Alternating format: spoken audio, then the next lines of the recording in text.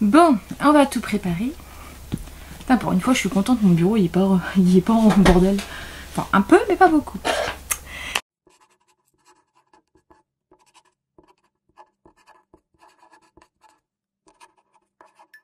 Hello hello, j'espère que tu vas bien. On se retrouve aujourd'hui pour une nouvelle vidéo et comme tu as dû voir dans le titre, c'est un petit update. J'avoue que là, à l'heure où je te tourne cette vidéo, j'ai pas eu beaucoup de temps pour tourner de vidéos dernièrement parce que c'est la semaine, enfin on est dimanche 12 et le 10 c'était mon anniversaire et donc du coup ce week-end j'ai reçu toute ma famille etc. Donc puis avec le boulot et tout, bah j'ai pas eu le temps de me poser cette semaine concrètement pour tourner des vidéos alors que j'ai des petites idées. Du coup, aujourd'hui ça sera un petit update et après je vais voir si lundi ou enfin demain du coup ou mardi je tournerai des vidéos et puis je vais essayer d'en mettre un peu plus souvent sur la chaîne sachant que j'ai des mangas, j'ai envie de te parler de mangas prochainement aussi. Donc on verra. On verra comment mon planning perso va s'organiser et je vais essayer aussi de répondre à tous les commentaires parce qu'en fait j'ai un peu de retard. Et malheureusement en fait quand je réponds moi sur YouTube en fait il y a un souci, ça bug de mon côté et j'arrive pas à afficher tous les commentaires des vidéos donc je vais essayer aussi de répondre à tout le monde parce que j'ai vu que dernièrement ma vidéo sur mes résolutions tu as été et vous avez tous été nombreux à commenter cette vidéo et du coup j'ai envie de répondre à tout le monde donc il faut que je me pose aussi, que je prenne du temps pour répondre à tout le monde mais ça va être chose faite prochainement c'est sûr. Bref, aujourd'hui on va faire un petit update. Du coup il y a normalement, j'ai pas ma liste de mon carnet de lecture mais normalement c'est les derniers livres que j'ai lus dernièrement, c'est que de dire. Ah si, il y aura peut-être aussi Le Sorceleur que j'ai lu en audio et que j'ai toujours pas en version papier, je t'expliquerai pourquoi. Et ensuite il y a 3 romances de chez Hugo Roman et 2 young adultes, enfin voilà, on en reparlera après. Du coup on va commencer tout de suite par le livre audio que j'ai lu, donc Le Sorceleur de... je sais même plus l'auteur. C'est un nom polonais en plus, alors... Moi j'ai pas pris mon portable donc je ne peux même pas te dire l'auteur. C'est une honte, je sais, mais c'est... comment il s'appelle? Je l'avais sur le bout de la langue mais je l'ai plus. Ah, je ne sais plus, bon bref. Donc j'ai lu le tome 1 du Sorceleur, le dernier vœu, et je l'ai écouté, je l'ai lu, je l'ai écouté en fait via en livre audio. Enfin en audio. Du coup, je l'ai écouté avant de commencer la série sur Netflix.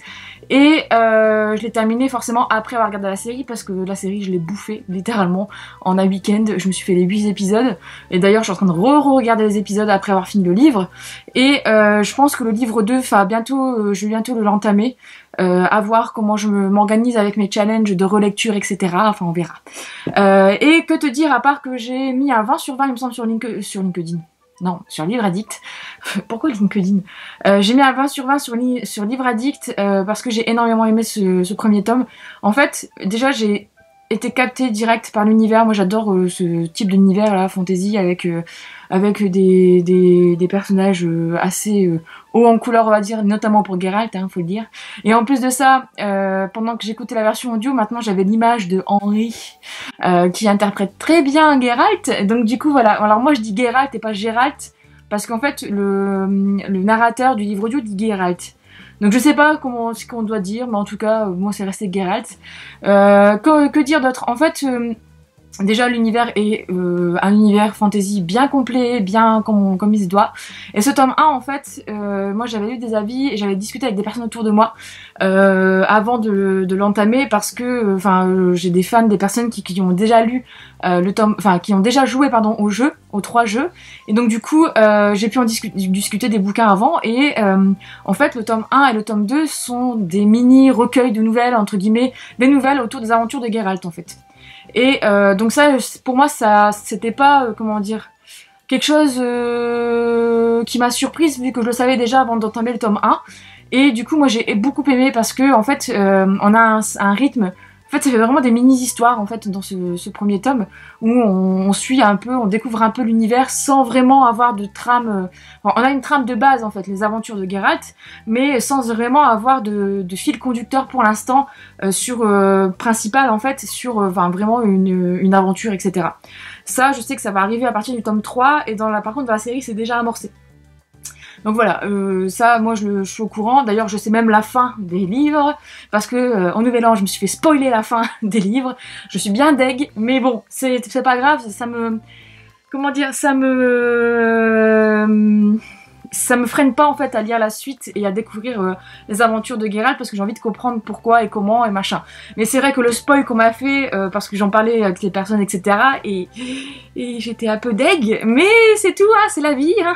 Par contre, de ce que du coup après ce spoil, j'ai su qu'il fallait que je joue quand même au jeu, pardon.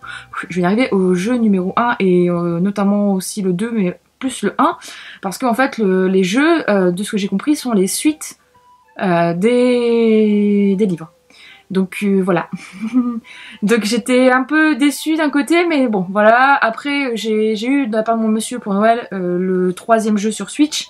Mais je l'ai pas, en fait je l'ai commencé au début, mais j'ai vu un peu des choses et je me suis dit non mais je suis quand même en train de me spoil en fait une partie des bouquins, donc c'est dommage en fait, même si je vois pas ce qui s'est passé, je sais qu'ils vont faire peut-être des rapports avec ce qui s'est passé avant dans les bouquins ou je sais pas. Donc je me suis dit non, je vais attendre et je vais, avant de faire le jeu, et je vais lire toute la saga avant parce que moi je préfère les lire quand même avant. Je me fais plus cette connerie là de regarder et de jouer avant, voilà. Et donc que te dire à part que j'ai mis une super bonne note parce qu'en fait j'ai adoré et si tu aimes vraiment la pure fantasy et en fait avec un héros badass, hein, faut le dire, mais je pense qu'il y a quand même des petites fêlures, en fait on n'en sait pas plus dans le tome 1 mais je pense qu'on va en découvrir un peu plus dans les autres tomes, plutôt aussi sur ses origines, pardon, putain je bafouille donc plutôt aussi sur ses origines, sur le pourquoi du comment, etc. Je pense que ça on en saura plus dans les autres tomes et d'un côté tant mieux, parce que moi je suis curieuse de savoir ce que ça va donner. Voilà, donc n'hésite pas à me dire toi si tu as regardé la série, si tu as joué au jeu, et si tu as lu les livres.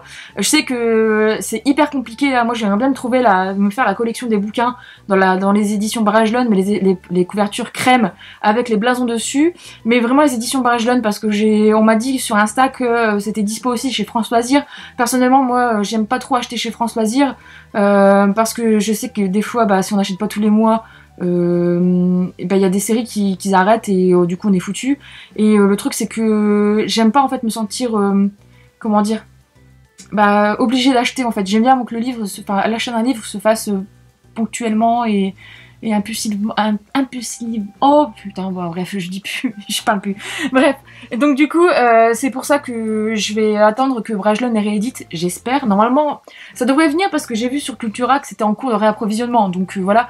Mais bon, c'est vrai que là, le tome 1, qui est sold out partout, en tout cas dans cette édition, parce que moi je veux pas la couverture avec la série, il est déjà à 50 balles sur Amazon, enfin les gens ils se font plaisir quoi, c'est un peu du grand n'importe quoi quand c'est comme ça, mais bon c'est pas grave.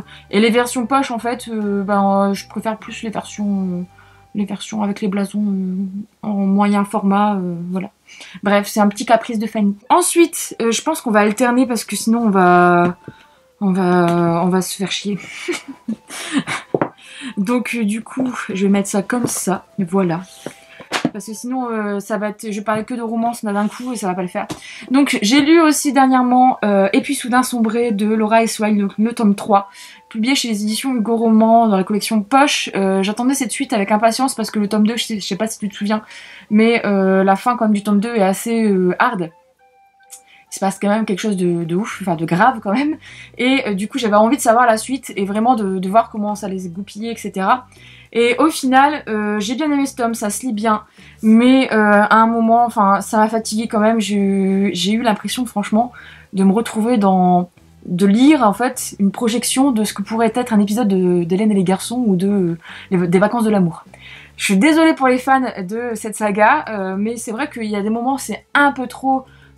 si surjoué en fait et surcliché en fait, et malheureusement en fait ça s'enchaîne beaucoup dans ce tome là je trouve au bout d'un moment et c'est fatigant, même si c'est toujours plaisant à lire et j'aime beaucoup en fait le cocon qui est créé avec en fait c'est ça qui me fait aussi continuer parce que c'est le cocon en fait amical qui est créé, j'aime beaucoup ça, mais c'est vrai que ça commence à devenir vraiment des histoires ça devient un joyeux bordel on va dire, et ça me fait vraiment penser parfois quand il y a des petites guéguerres ou des petites engueulades, des machins, lui il a fait ça, ah bah non, là on va tous se liguer contre lui, enfin ça fait vraiment penser vraiment à un épisode d'Hélène et les garçons ou des vacances de l'amour quoi. Enfin, je sais pas pourquoi, mais voilà. Donc ça a été une bonne lecture, mais sans plus quoi. Après, je suis curieuse de voir le dernier tome, du coup ça va être ma prochaine lecture. Je suis curieuse de voir, d'abord je terminerai ce que je suis en train de lire, mais je pense que le tome 4 ça va être ma lecture d'après. Mais comme ça je vais pouvoir voir vraiment comment ça se termine, etc. Parce que je suis curieuse aussi de voir ça. Mais c'est vrai que je pense que 4 tomes, c'est quand même beaucoup. Après, c'est mon point de vue. Après, peut-être que le tome 4 va me surprendre, et tant mieux. Donc voilà. Ensuite, j'ai voulu me refaire plaisir, sortir un livre de ma palle, et ça m'a fait du bien. Et j'ai lu le tome 2 de La Légende des 4 de Cassandra O'Donnell, donc Le Clan des Tigres, publié chez Flammarion Jeunesse. Et quel moment j'ai passé, j'ai adoré. Franchement, j'ai adoré ce tome. Ça a été... en fait... Enfin, c'est du Cassandra O'Donnell, donc déjà, voilà. Hein. Et puis, je trouve que... Bah, on est entre le jeunesse young adulte et on frise le côté adulte en fait où les personnages sont vraiment à la enfin ouais à la enfin au début de leur vie adulte et des décisions qu'ils doivent prendre en plus en selon leurs responsabilités parce que les 4 sont tous des héritiers de leur clan et comment en fait enfin ils doivent s'entraider au final même si c'est pas prévu entre guillemets. Et franchement, ça, j'ai beaucoup aimé ce tome-là. Et j'ai bien aimé, en fait, comment dire, le fait que Cassandra O'Donnell, au final, ce tome, on pense qu'il est tourné autour du du tigre, comme le tome 1 qui était tourné autour de la louve. Et le tome 3, il est tourné autour du serpent.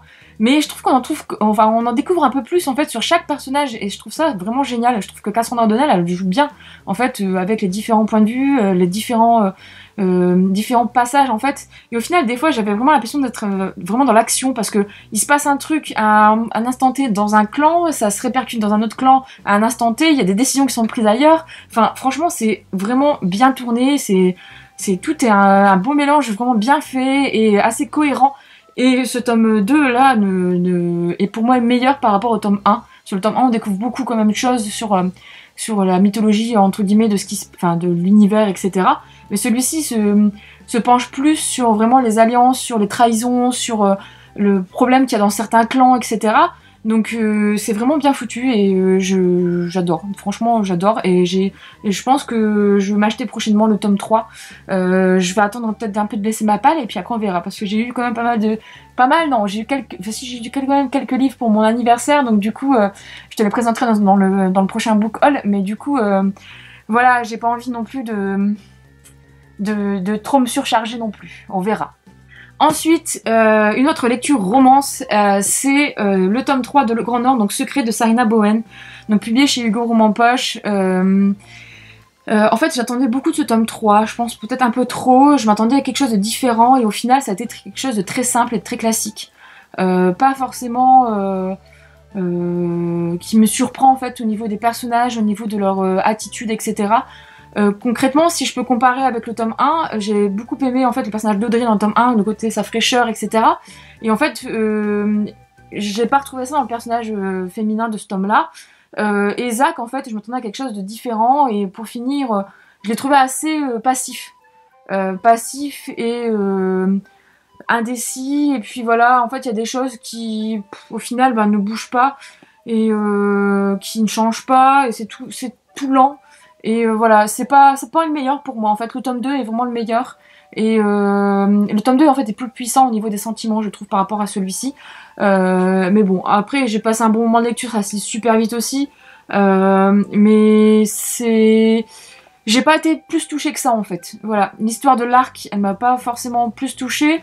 Et je m'attendais peut-être à quelque chose de plus vif, en fait, de plus impactant en fait parce que je m'attendais à ce que Zach vraiment pète un plomb ou j'en sais rien, c'est pas Zach, oui c'est Zach ici, mais c'est vraiment un personnage très calme, très posé et peut-être et voilà l'arc c'est à peu près pareil mais peut-être un peu touche un peu piquante mais voilà quoi, enfin ça n'a pas matché complètement avec moi, voilà.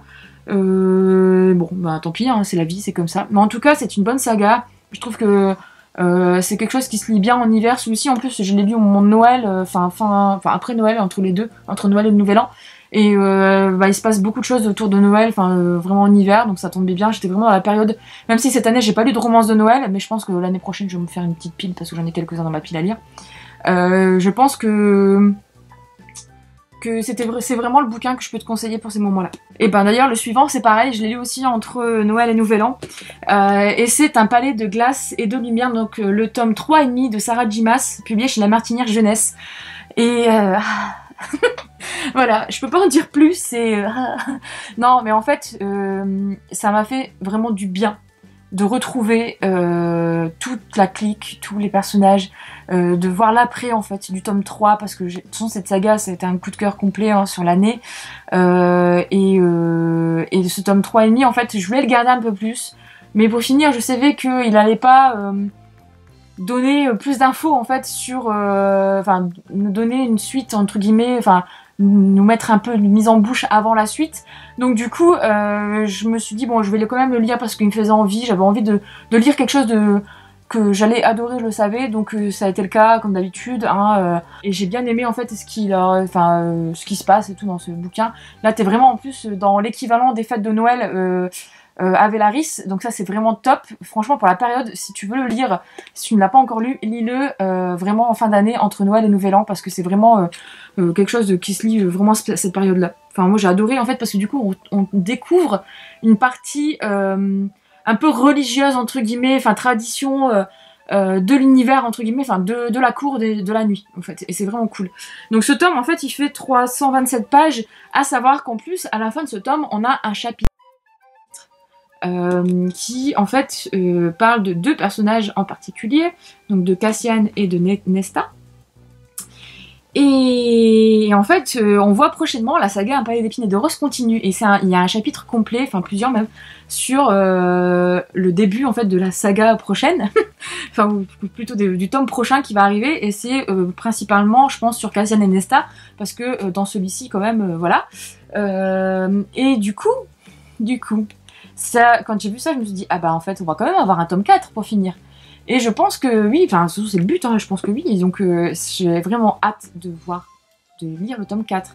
Parce que en fait, même si là, on découvre le petit côté pépère à la maison, la suite, entre guillemets, on se reconstruit, machin, il y a quand même quelque chose de sous-jacent, des choses des choses qui pour moi sont restées un peu en stand-by à la fin du tome 3. T'avais envie de savoir la suite quand même. Et là, en fait, Sarah J. Maas te fait le plaisir de t'annoncer limite entre 2-3 pages que on aura un tome 4, et puis voilà, et puis enfin un tome 4, et je pense qu'il sera pas sur Fer et Rysand, mais en partie, je pense, mais voilà. Et ça, c'est vraiment une trop bonne nouvelle.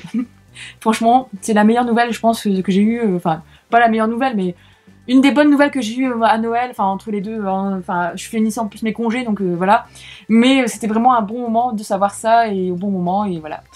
Donc n'hésite pas à me dire si tu l'as lu, si tu ne l'as pas lu, n'hésite pas à me dire quand est-ce que tu vas le lire. Moi franchement je te conseille, même si je sais que tu peux peut-être avoir envie de le lire, mais je te conseille vraiment d'attendre les fêtes de Noël, parce que ça fait vraiment du bien ça peut être une histoire, enfin un livre de Noël en fait à lire pendant cette période, carrément. Mais pas obligé de prendre une romance en fait au final. C'est vraiment là dans l'ambiance, etc. Et le petit dernier, et après j'arrête parce que sinon je papote encore trop. J'ai lu le tome 3 de Cooper Training de Maloria Cassis, donc publié chez Hugo Poche, et j'étais super contente de le recevoir parce que je m'y attendais pas du tout, déjà de base. Et j'étais super contente parce que j'en avais parlé avec Maloria quand je l'ai vu au salon New Romance cette année, et je lui avais dit que je l'attendais énormément parce que j'adorais le personnage de Maddie, et je sentais que ça allait être un personnage hyper touchant et hyper, comment dire, indépendante, etc. Et c'est vraiment été le cas, et c'est vraiment un personnage qui est mignon et à la fois qui est très fort, et qui met au service son talent pour des personnes qui en ont besoin. Et il y a vraiment une belle histoire autour de ça qui est construite dans ce bouquin, et c'est vraiment un des tomes, enfin franchement la trilogie je l'ai adorée. Je peux pas te dire quel est mon tome favori, parce que au final j'ai adoré le côté très working girl en fait, dans le tome 1, le côté vraiment mère de famille, etc., construction dans le tome 2, et celui-ci, le côté là plus porté sur les autres, et sur comment affronter entre guillemets un cancer du sein, ou comment les personnes s'en sortent, etc., comment on peut apporter du bien malgré la maladie, etc. Et j'ai beaucoup aimé comment Maloria Cassis a traité tous ces sujets. Et je suis curieuse en fait de lire d'autres romans de cet auteur, parce que pour moi c'est une petite pépite française qui vaut vraiment le coup, et qui en fait c'est une tranche de vie en fait à lire et à découvrir, et je trouve que ces personnages sont touchants, et au final en fait là le point de vue masculin d'Harry ne m'a pas manqué. Même si en fait je m'attendais à quelque chose de plus vif au niveau d'Harry. Au final, je l'ai trouvé très mignon, très doux, alors qu'en fait, dans les autres tomes, je l'ai trouvé plus chiant. Je sais pas comment expliquer ça. Et là, je l'ai trouvé vraiment très mignon, très doux. Enfin, je sais pas comment expliquer ça, mais voilà. Mais en tout cas, je trouve qu'il se complète bien avec Maddie. Je trouve qu'il y a une bonne harmonie au niveau des personnages. Et encore une fois, en fait, là, on a aussi un petit clan fraternel, et aussi, avec les sœurs et les amis, etc. Et je trouve ça aussi très très bien. Enfin, franchement, j'adore retrouver ça en fait dans certaines histoires, tranches de vie, dans certaines romances. Franchement, c'est vraiment le petit truc moi qui me plaît en ce moment beaucoup. Et ce tome-là ne déroge pas à la règle. Voilà. Donc n'hésite pas à me dire si tu l'as lu aussi, parce que ça m'intéresse. Dans les commentaires, toujours. Hein. Voilà, j'espère que cette vidéo t'a plu, ce petit update. Je te dis du coup à bientôt pour une prochaine vidéo. Je ne sais pas ce que ce sera. Mais on verra bien, je vais voir ce qu'on pourra faire. Et puis c'est tout. Si tu as aimé cette vidéo, comme d'habitude, tu peux mettre un petit pouce bleu, ça fait toujours plaisir. Si tu n'es pas abonné, pareil, tu peux t'abonner, ça fait toujours plaisir aussi. Et puis, je te dis à bientôt pour une prochaine.